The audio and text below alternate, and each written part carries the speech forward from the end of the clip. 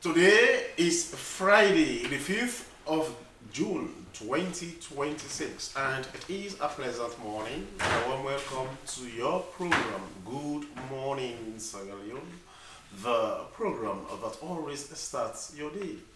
I am Shaku Smiler. Our quote of the day is from Spanish philosopher George Santayana, and it says, "Those who do not remember the past are condemned to repeat it." I just go over the quote once again, and it is from our Spanish philosopher George Santayana, and it says, "Those who do not remember the past are condemned to repeat it." Coming up in this edition of our program, Good Morning Sierra Leone, Defense for Children International Sierra Leone holds intergenerational dialogue on access to justice for children with specific spotlight on girls.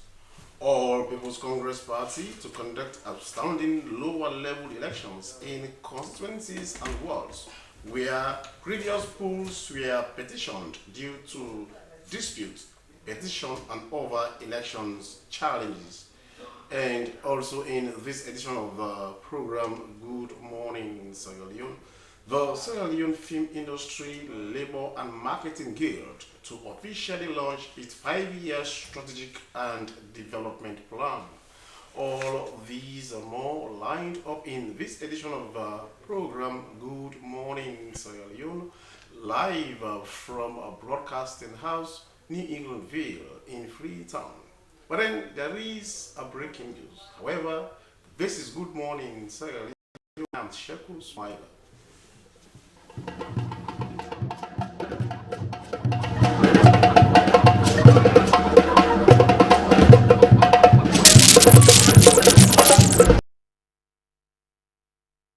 And the program you are still watching is Good Morning Sierra Leone, live from the Sierra Leone Broadcasting Corporation Television and through our social media handles. Now, breaking news: Leone Star has got a new coach a day before the friendly encounter against Liberia.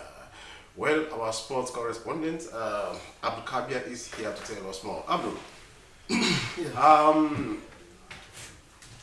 Leone Star has got a new coach. That is the news. Details are to follow later. But then the news is Leone Star has got a new coach, and it is a foreign coach. What does this mean for the country? Well, it means that they've been trying, and it means that they're on the right path in terms of helping to reinvigorate Sierra Leone football. Because having a foreign coach now, at least our local coaches will be able to learn a thing or two from the foreign coach so that they will be better positioned to take over the team at some point. Because originally that was the idea according to the FA. They are bringing in a foreign coach so that our local coaches will be able to understand the foreign coach and learn from his expertise so that at the end of the day they will be able to take over the national team. We've got a handful of local coaches who are equal to the task in terms of coaching. They've got the credentials in terms of coaching top teams in the world, not just in Sierra Leone. But this is a moment the FA they've been craving for, and I could recall vividly when the Secretary General Mohammed Ben Zimbao told the media that they are going in for a foreign coach, and they have the provisions and what's not to ensure that they have something good at the end. So more or less, this is an opportunity for the. But even though it is, the news is too new. You understand? The news is new. Yeah, very new. But the thing is that how more. I know. What more do we know about this coach? I know details are to come later. But then, who is this guy? Well, we are yet to get the name of the foreign coach. But what I know for sure that they've been able to assemble better heads in terms of getting this recruitment process. John Kista, who spearheaded the event, because he's the technical director, he spearheaded the entire process, going through the applications, together with the technical committee of the FA, so that they will arrive at something good. But there was a day I saw the guy who took Sierra Leone to the AFCON in 1996 with Japan Green. I saw him along the Aberdeen beach. We had fun, we had pictures. I don't know, maybe or maybe not. I did see him around. Well, Roger Palm Green. Yeah. This name, like coaches like Mula and others. But then Palm Green, this is a name that rings bell. Whenever it is mentioned. But we don't know yet. Yeah. But then, any idea about when the new coach will be unveiled? Well, they will unveil the coach today. In a few hours from now, we'll have the announcements of the coach, and that will be made public. And the media, including SLBC, will be there as well to provide the needed coverage, so that Sierra Leoneans will have a better understanding of who the coach is and the profile of the coach will be. But then if eventually Roger Palm Green is named as the new coach for our stars, our new stars, and it's just based on facts, based on history, and he once made Sierra Leone proud. But then, how do you see him? Do you see him as a game changer, as somebody who will? Because now, as we speak, football in Sierra Leone is in a form of quagmire, following the sacking of Coach Mohamed Kalon. What new blood or new spirit do you think Roger will inject into our national team if eventually he becomes or he is named as our new head coach? Well, I think it will be a positive one, because you'll be guided by the local coaches around. The entire technical team will not be surrounded by foreign coaches. You will have a backroom staff of locally based coaches who are knowledgeable about the game, who understand the players, and I'm sure they'll be able to assist the head coach in terms of selecting players in the right positions or what's not. But I'm sure he will be definitely guided on the selection of players. For the time it took, say, 1996 to now, it's a long time. So I'm sure if he's truly the one they will appoint later today, and he will be guided by the local coaches around, because the technical team, the backroom staff, will also have Sierra Leonean coaches to provide the needed insight. Okay, details are to come later, because as we know right now, we don't know. We are just like a gossip in a way. A few days ago, you met with Roger, and you even took snapshots, and he's the only foreigner probably you've seen so far, since the process of recruiting a new coach started. But then, let us wait and see. I know in few minutes, we'll know who this new man is. Thank you so much. And he is Abdul Kabir. Abdul Kabir is our sports correspondent at the SLBC. We hope to hear more from you. And I know you are going to the venue. Definitely, I'll be there too. I'll be there too. SLBC is always ready to go out and get the first-hand information. So our team will be there. We'll be there to ensure that we have the actual information, balanced information. All right. Okay. Thank you so much, Abdul, and more to come. Well, as we, one of us, I know a lot of Sierra Leoneans are very much now getting impatient. They want to know who this new coach is. However, the program you are still watching is Good Morning Sierra Leone, live from my broadcasting house, New Englandville in Freetown. Now we come to the defense for children. As all of us know, our children are supposed to be properly taken care of. So when they grow older, they will contribute meaningfully to societal development. Now, Defense for Children International Sierra Leone held an intergenerational dialogue on access to justice for children with a special spotlight on girls. According to the Executive Director, Defense for Children International, Abdul Manaft Kemokai, over 60% of children face injustice in Sierra Leone. The dialogue focused on research conducted by the organization, which is improving and assessing access to justice for children in conflict with the law in the country. The dialogue brought together children and youths legal officers from the Sierra Leone Police, a family support unit, child protection advocates, the media, influencers, and traditional leaders. A central part of the dialogue placed a spotlight on girls' experiences within the justice system and how children in conflict with the law often encounter additional challenges, including intimidation, stigmatization, limited access to gender responsive support services, among others. The discussions were also focused on barriers children and young people face when interacting or when they come in conflict with the law and justice system. Well, Abdul Manaf Kemokai, the Executive Director of Defense for Children International, is here with me in the studio. Good morning and welcome to the program, Mr. Kemokai. Good morning and thank you. Okay, now, rights of children, with special, a focus on the girls. First of all, let us talk about the intergenerational summit or the meeting you had, where you discussed, among other things, your strategic plan. But then tell us, why this zeroing in, on girls specifically when it comes to rights and legal representation? Okay, thank you very much. So let me just start with giving a background to what the whole process is about. So we are conducting a research because the process is still ongoing. And the intergenerational dialogue that you are referring to is just one of the activities in the entire process. So this research we are conducting, we are doing it in partnership with our partners in Glasgow, Scotland, and the program also, this research also is supported by the Institute of Inspiring Children's Rights within the University of Strathclyde in Glasgow, Scotland, and supported by the Legal Empowerment Fund. So we are conducting this research to really explore the experiences that children and young people face with the justice system.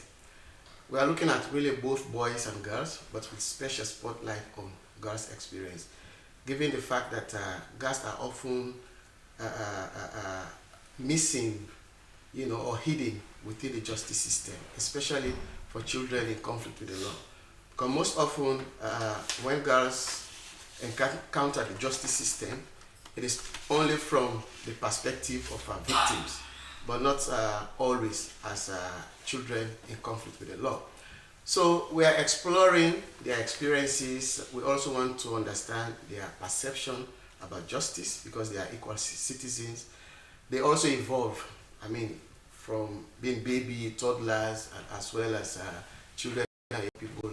How have they been evolving? How have they been interacting with the justice system? What are the barriers? And how can they also contribute?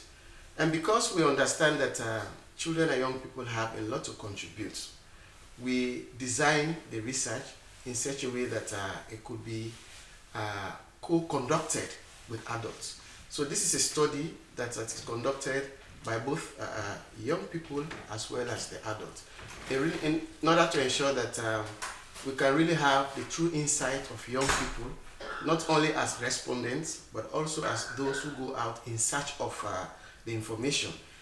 At the end of the day, we want them to own the process. We want them to ensure that whatever we'll be propagating in terms of findings, in terms of recommendations, they should also take the lead in disseminating, in doing advocacy, in also doing awareness raising, peer education, to ensure that even areas where you really need children also or young people to take responsibility, because we are not only talking about how they are affected, we also want to see them at the forefront in bringing about changes. So generally, this is what the research is really seeking. And as I said, we are narrowing down on girls' experience simply because most of the researches you see around, especially for children in conflict with law, they focus more on boys. And much have not been said about girls' experience simply because of numbers. So even the research we have conducted, we noticed that only 4% of the total number of children that actually come in conflict with the law are girls. Most often, probably you go to remand home or approved school, you may not see any girl. You go around police stations, you will see few of them. But that notwithstanding, and of course, because of their number, most often people don't focus on them. So people see And the even number, the number is insignificant in a way. That is why, but it is significant because justice is about individual. It's not about number. No, what I'm And saying this is, is what we want no, to I'm talking about complicate. the, I'm talking about the optics. Yes. You know, how people think. Exactly. You know, the perspective, Exactly. the perception. Exactly. It's like, okay, the number is insignificant. So Exactly. And much attention is not paid. And the danger about that, just like you're saying, because the number is small, even when transformations are taking place, they don't bring in gender responsive perspective, gender responsive interventions. So you go to a lot of the institutions, you don't see facilities that really respond to girls' needs in this. You go to remand home, for example, you go to approved school. If you go around police stations, there are certain police stations, for example, have separate detention facilities for children, but they are only used for boys. When girls come in, they keep them with the adult women as if adult women don't abuse girls.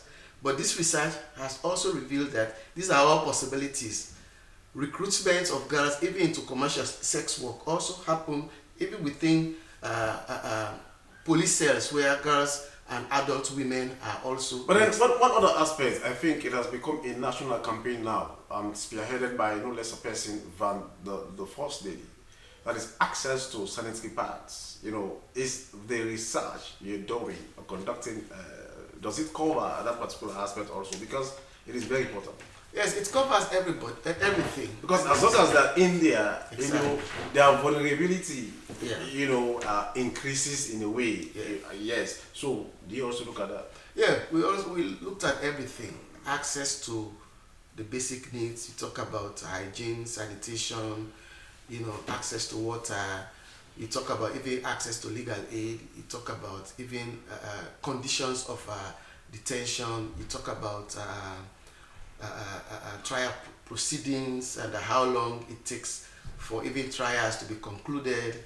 We investigated how children are interrogated when they are arrested by the police. How long are they kept? So it covers almost everything, because I wouldn't say it's everything. Yes. So now let us talk about you know, how many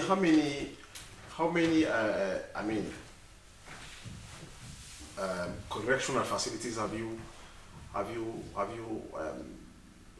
when is the survey actually targeting every correctional facility in this country, or you've selected few that you're using as a sample in a way, or you know, in gathering information? Well, there's really no need to take any sample, because in the entire country, for children, there's only one correctional facility. Okay. And that is the approved school, which is located in Wellington. And So children across this country, when they are convicted and given custodian centers, they have to be brought to the approved school. But This then is the there's only also, facility. but Mr. Kimokai, but there is also a concern, and this has been a concern for a very long time, that minors are incarcerated in the same cells with, hardcore criminals, hardened criminals. I don't know if your findings have in any way identified that as one of the challenges, you know, for children, you know, in conflict with the law, delinquent children.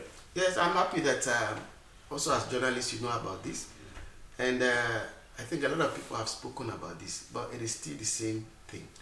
So you go around police stations across this country, you will still see children or young people being detained in the same police cells as adults. And you may have two categories of them. Those who are actually identified as children, which means even when they were interviewed, they were actually there. I mean, records were taken about them as children. You also have those who are children, but because proper age verification procedures were not taken, they are given adult ages, and these are all problems. And some of these children will continue to be treated as adults, kept at adult facilities until probably when they are brought to the court and a legal aid lawyer maybe challenges the age. But the thing is that now, Mr. Kiboka, you are talking about, police stations. I'm talking about, correctional facilities. I've seen minors, in prisons, before the transformation, from prisons to correction. But it has been happening, and information suggests that some of these things are still happening, Yeah. So basically, we are saying the same thing anyway. You don't go to any correctional facility directly. You come through the police. It is the police who send them there indirectly. Yeah. Indirectly in the sense, because police don't send them directly. They have to bring them to court. But if they have already been given adult ages, and after court proceedings, they have not put on bail, they have to be sent to an adult correctional center. And this is how you see them. So I was talking about the police because it starts from there. Okay. Now, according to you, the study or the survey is yet to be concluded. I know, but even halfway, you must have known, trying to kind of, because those who go out, like for example, you said you are also making use of youths to go into communities to collect the data, trying to know how serious this particular thing is. Children in conflict, with the law, especially the girl child, the manner in which they are being treated. But then, what are some of the key things that actually come up in your daily or probably weekly or quarterly assessment of reports coming in so far? Well, we have both positive and negative. I will start with the positive side. So, on the positive side, we noticed that in 2014, for example, the government developed a child justice strategy. And in developing that strategy, a baseline was conducted just to determine how long it takes the police to investigate children in conflict with the law, especially focusing on larceny, like stealing, how long it takes them to do this investigation. And this how long is being looked at simply because when these investigations are ongoing, most often these children are detained. So you want to know how long are children going through investigative detention. So the baseline was 15 days. And there was a target set that this one should be reduced to 9 days. Okay. So when we conducted this study, we noticed that for boys, it has actually reduced now to between 5 to 7 days, and for girls 2 to 4 days. So this is a reduction. However, we should not be complacent with this because this is still below international standard. Even our very local laws talking about 24 hours. Within 24 hours, you should be able to investigate, to interview, unless for very serious crimes like homicide, like if it's death related, murder for example. But for a case like larceny, within 24 hours, you should have been able to conclude the matter and take a decision whether this child has to be dismissed because you don't have enough evidence, or this child has to be prosecuted. So we are still below the very national as well as international standards, despite the fact that we have been able to reduce this considerably. But have you engaged also the law enforcement officers and let's say, for example, those in the criminal justice system, because they are the ones directly, like for example, you mentioned the police. Before a child is taken to a correction center or taken to prison, he or she has to go through the police. The police are the ones who prosecute. But have you engaged, the criminal justice sector in this country on some of these things? Yes, we have engaged them, and even in the dialogue that we had yesterday, we brought both adults who are actors from different institutions, both from the formal justice side like the police, the judiciary, and so on. But you also have the traditional.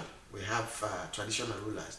They were all in the same room with the youths who conducted the research, also youths who have experienced the justice system, and others who are advocates who have also been following issues around the justice system and advocating. So and it was important that we were able to discuss some of the findings. As you said, we have not concluded because what we discussed there and what came out are also going to be added. You know, they are also going to be added to what we already have and update the research report before we finally launch it. So for example, when we are talking about even the length of investigation, detention, like one of the responses from, you know, an FSU officer was that a lot of these children, especially girls, come into contact with the law unaccompanied. And if your parents cannot be identified, they cannot be located, it will be difficult for even bail to be given to you or to be just released. You know, there are a lot of their own explanations in terms of constraints. But whatever the case is, there's really no justification when we are talking about violations against children's rights.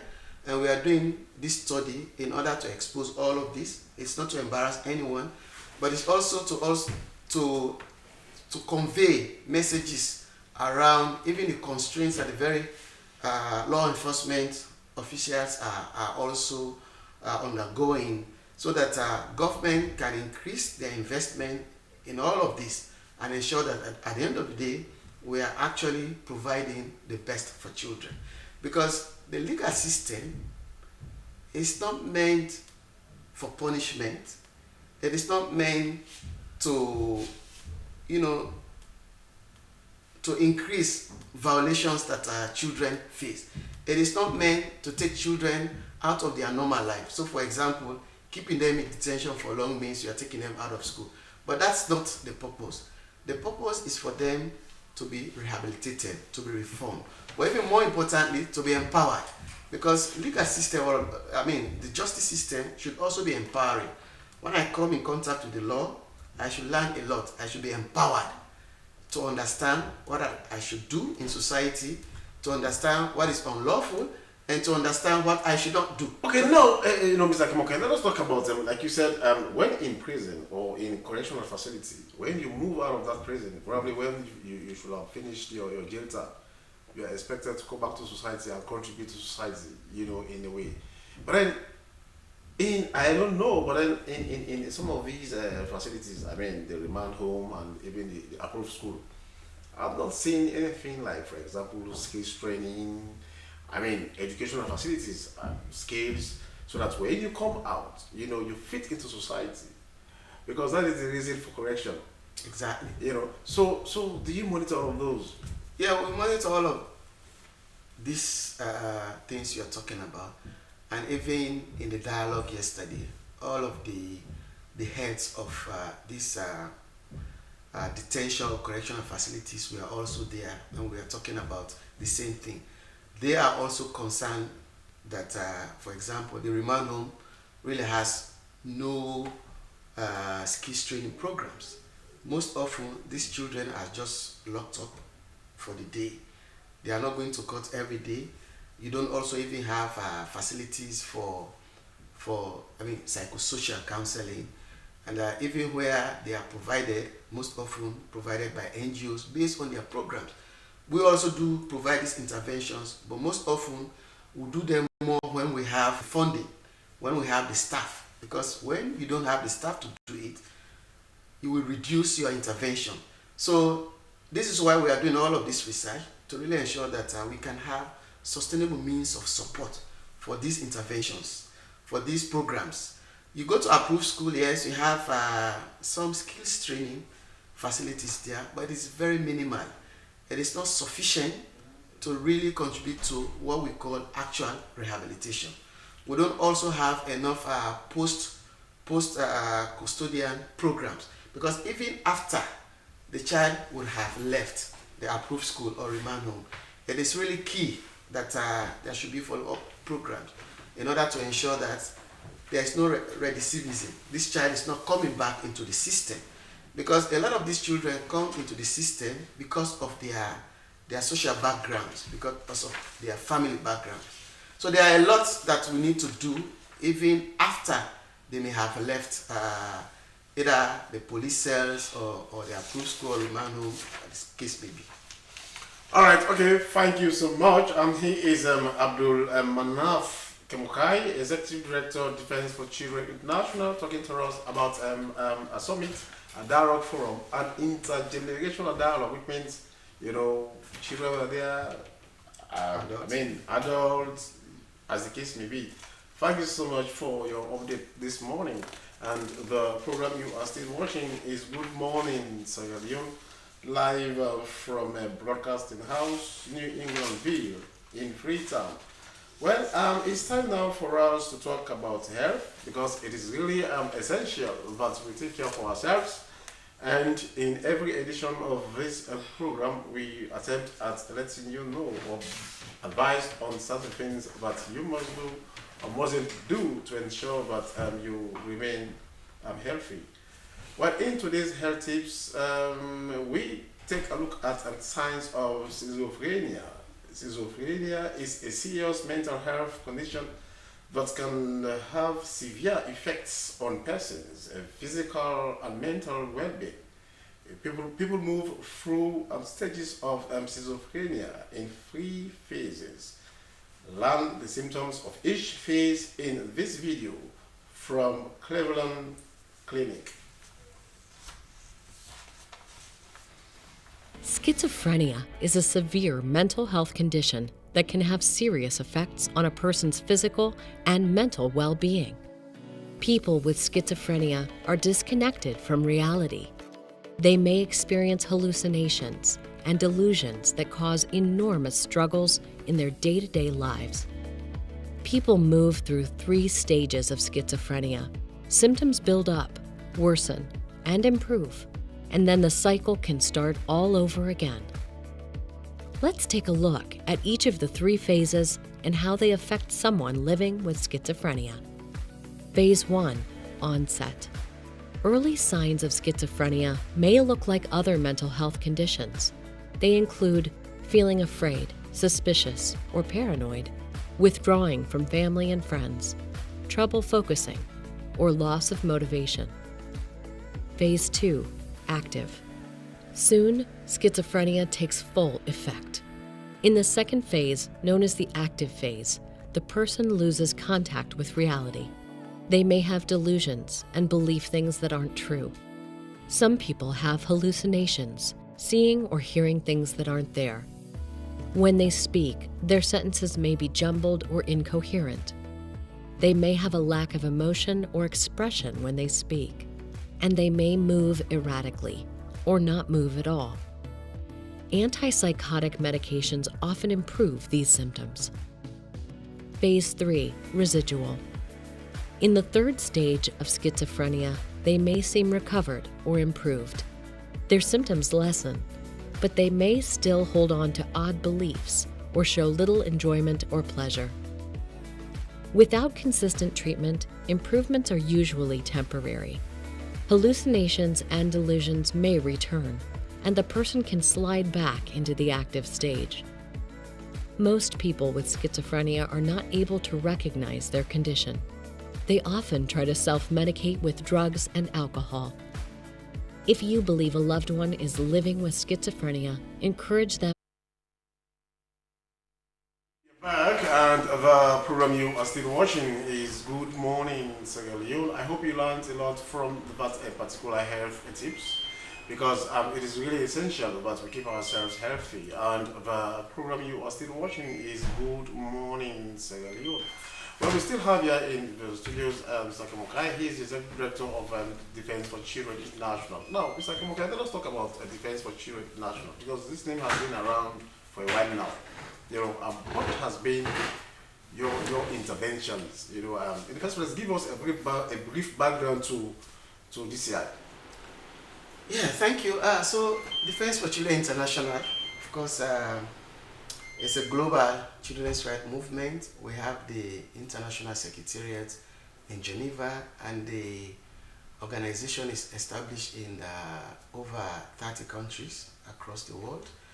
We have about 6 in Africa, so in Sierra Leone, Guinea, Ghana. We also have in DR Congo, Zambia, and so on. We have about 6 also in Europe.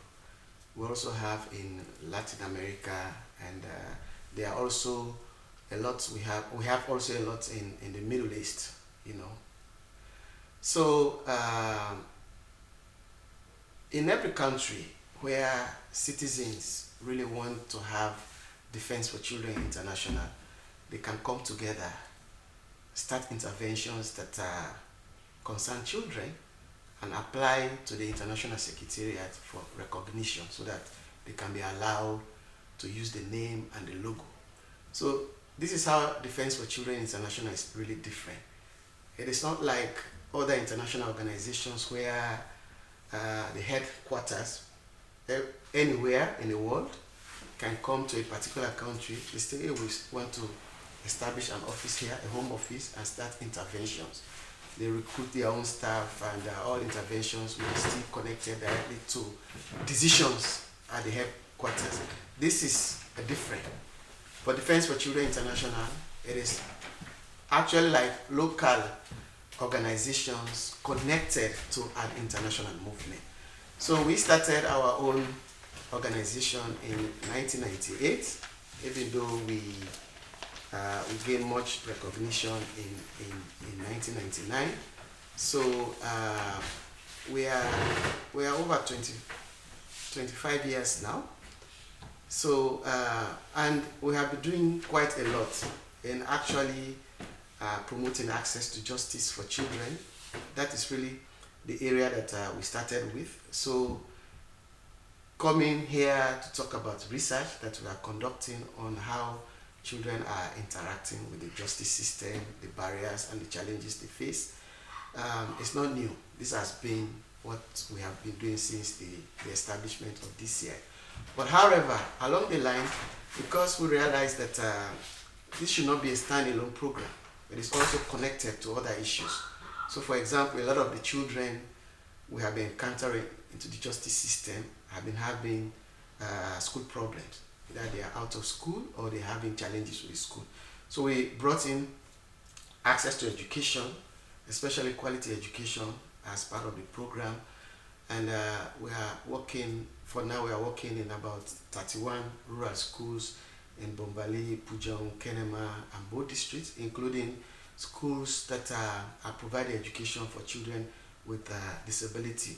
And what we do in these schools is really to improve learning outcomes, because we know that even for when government introduced the free quality education, there are a lot of interventions, including establishment of new schools, recruitment of teachers, introduction of school feeding programs.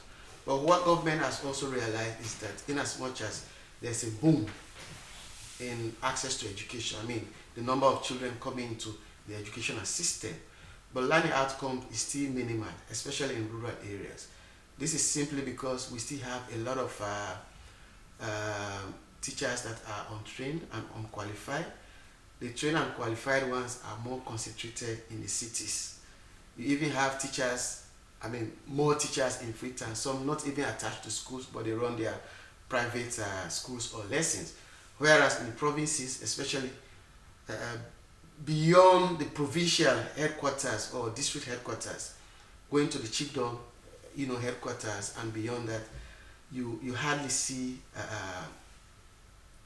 enough trained and qualified teachers. Sometimes in the entire school, it is only the head teachers, especially for primary school. So even government has now decided to ensure that they introduce a program called the Education Compact, which has really established a vision that government should now focus on what they call P4. P4 means focusing on class 1 to class 4 in order to really build educational foundation of children, because you can only learn if you have good foundation.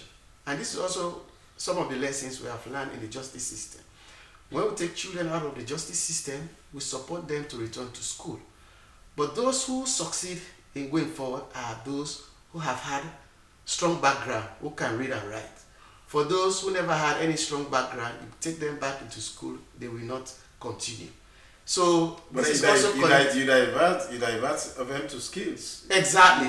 You divert them to skills. Alternative, I mean, because the thing is, Yeah. you know, under normal circumstances, there are some children who cannot do well in school, but then they Academic, can yeah. make use of their psychomotor. Yes. You understand? So, having seen or realized that this particular child cannot do well in school, you divert, that energy into something else.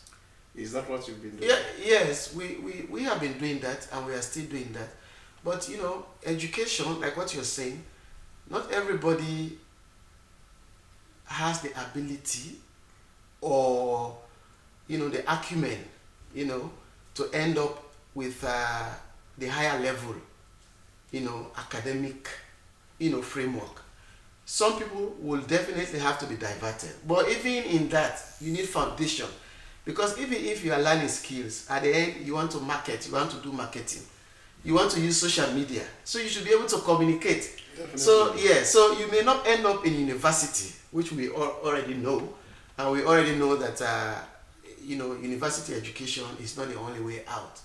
But even if you are stopping at just JSS, or even if you stop at class 6, be able to read and write, and that is why we really want to ensure that in line with even government agenda of this P4, learning outcomes, focusing on strengthening teachers' competencies to really ensure that when children come to school, they can learn and they can be able to read and write. Even though the purpose of you being here is to talk about, the children in conflict with the law, but then let us also talk about child trafficking. Yeah. And child trafficking takes various forms. Exactly. Somebody goes somebody moves from here, goes to the provinces, tells the family, give me your child, or I bring that child to the city, I'm going to ensure he or she is educated, and all the rest of it. All of a sudden, you see that child, selling cold water in the streets. These are all violations, or abuses, as the case may be. But then, how do you champion some of these things? How do you, because it is like, it is a perennial problem. Exactly. And I know you alone cannot solve it, but then, what attempts have you made at trying to kind of address or, mounting advocacy against some of these things or practices, as the case may be? Yeah. So there are a lot of issues, and children's rights issues continue to escalate for as long as population is increasing, and it is not increasing with required resources that will really ensure that every family is okay and the children are okay. So I wish you can just decide to be children's journalist, because you seem to know a lot about what is happening around the lives of children. But indeed, child trafficking, like you said, is very common across Sierra Leone, and it is happening internally. A lot of people are going into the provinces, recruiting children, bringing them to Freetown and other cities to work for them. Either do trading, street trading for them, do home cares. There are a lot of things that they engage them in. And a lot of time, these children also end up having problems with these families, because if it is too much for them, they might even run away.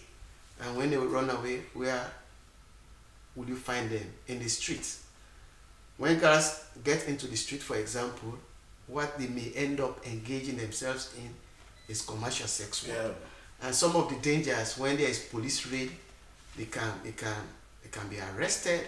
And it's unfortunate to also reveal here that we learn from this research that these girls are also sexually abused by police officers who are supposed to they extort money from them. They also abuse them, and this is something we have to continue to talk about, because we should not keep hiding this. So you see the continuum, how all of this happen, as you are explaining. We also have the cross-border trafficking. If you go to the Sahel countries, Mali, onto North Africa, you will have a lot of Africans, including Sierra Leonean, who have been trafficked simply because somebody has deceived them that they have to be taken to Europe through the Mediterranean Sea. So you see a lot of them, even though IOM, for example, and others have been trying to bring them back, but you see that the circle still continues. So as you rightly said, this is also a big problem, but of course we are doing a lot of interventions as well, but these interventions normally can only help those who are lucky, I would say, because they are not sufficient to really cater for everybody. So for example, if you go to the main borders, Pamalap, Balamuya border in Kambia district, or you go to Jendema, Bo, Waterside border, we have been working with the law enforcement officials, providing training, and also working on SOPs to ensure that there are measures in place to identify victims, return them, or connect them with services that will ensure that they are not trafficked. However, these are just two border areas I'm talking about. There are crossing points in Karine district, in Koinadugu district, in Bombali district, in Kono district, in Kailam district, in Kerema district. These are all districts that are connected to Guinea and Liberia, and they have crossing points. So there are a lot happening, areas that are, and not all of these crossing points are even manned by law enforcement officials. So in as much as interventions are happening, but there are still a lot of loopholes that criminals who are exploiting children are making use of. Okay, now trafficking, Mr. Kimokai, this one is really, really very serious. When you spoke about the external trafficking, but what is happening with Fame?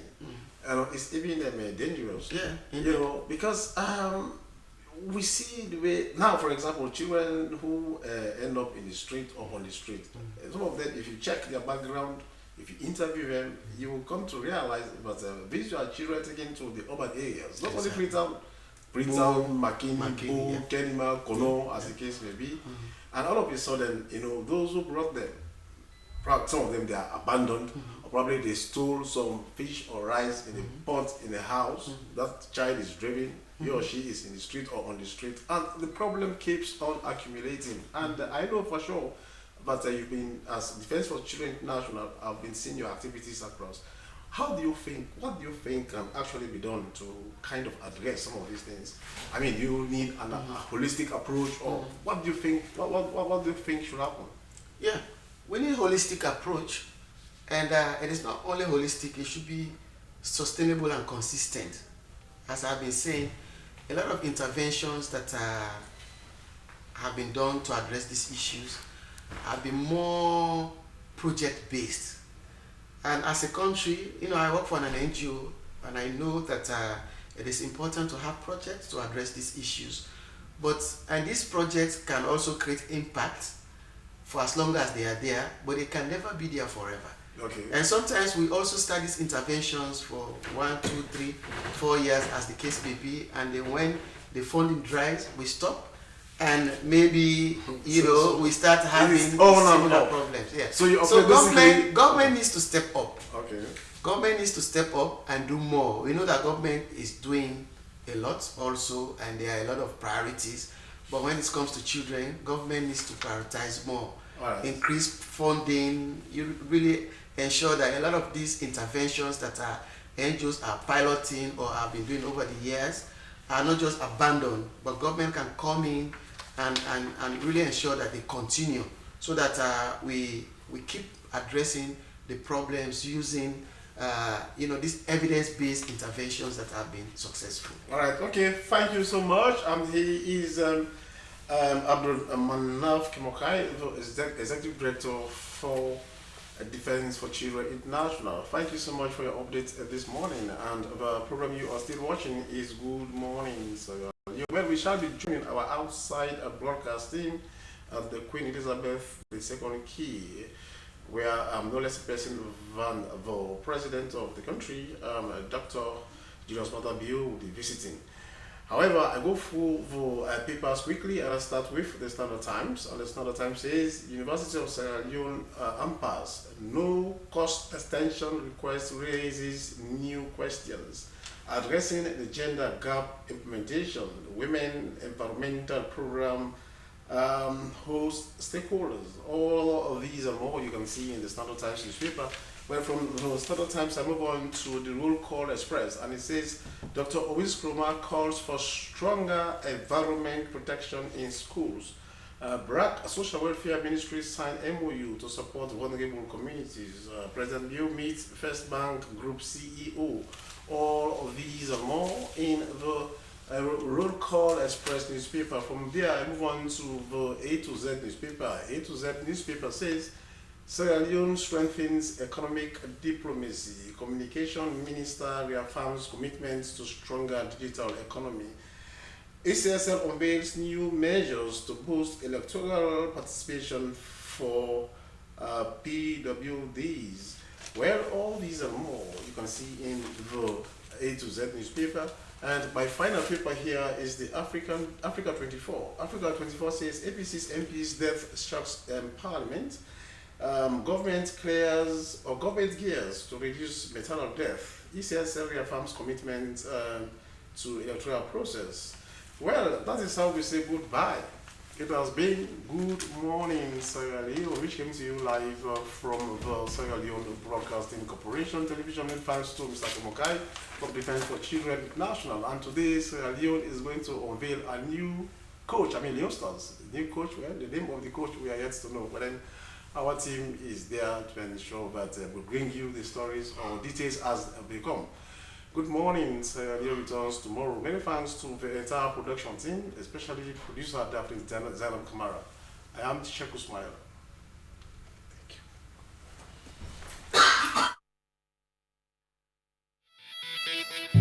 you. I run a small logistics company.